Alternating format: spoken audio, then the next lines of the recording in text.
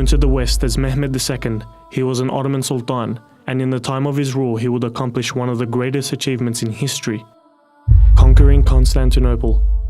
This great achievement was no accident. Rather, it was the result of comprehensive planning and years of religious development.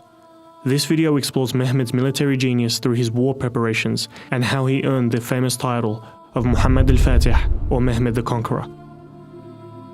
From an early age, Muhammad Al-Fatih showed signs of great leadership skills through his experiences as a governor in Amasya and showed enthusiasm for the pursuit of knowledge. His mentor, Muhammad Shamsuddin bin Hamzah, was an advisor to the Sultan from a young age, teaching him the religious sciences, Islamic history, language, and prophetic character. He also inspired Muhammad Al-Fatih to conquer Constantinople.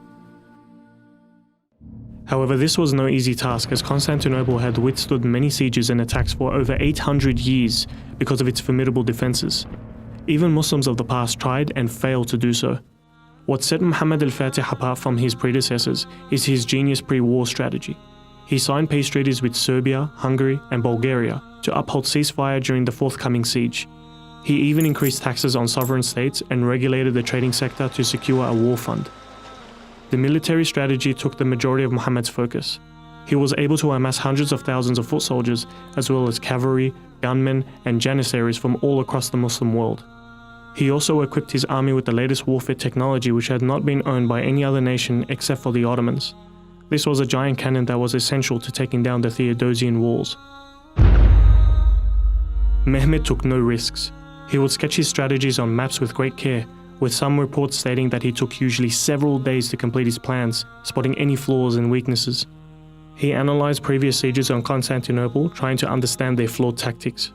The majority of leaders used land strategies to try and capture the city. The Byzantines were not affected by this, seeing that they used the sea for trade routes and war supplies.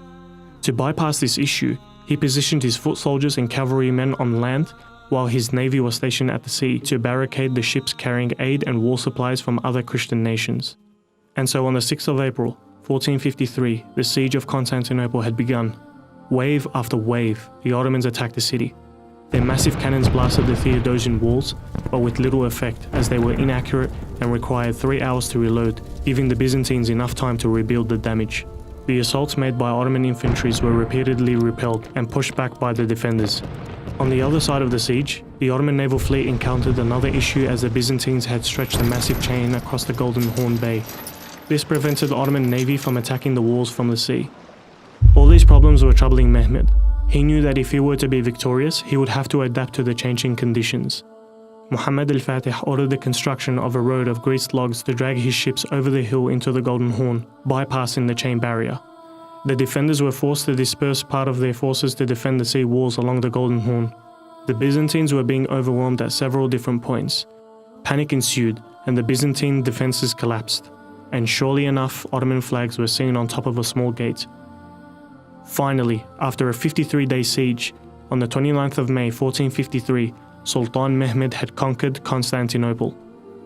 Following the conquest, Mehmed protected both Jews and Christians and respected their rights as citizens of Constantinople. By conquering this great city, the Sultan had established a new frontier for the spread of Islam in the West, having lasting impacts on the world until today. Muhammad Al-Fatih showed us that in order to accomplish anything, not only do you need to rely on Allah, but also to put in the effort yourself.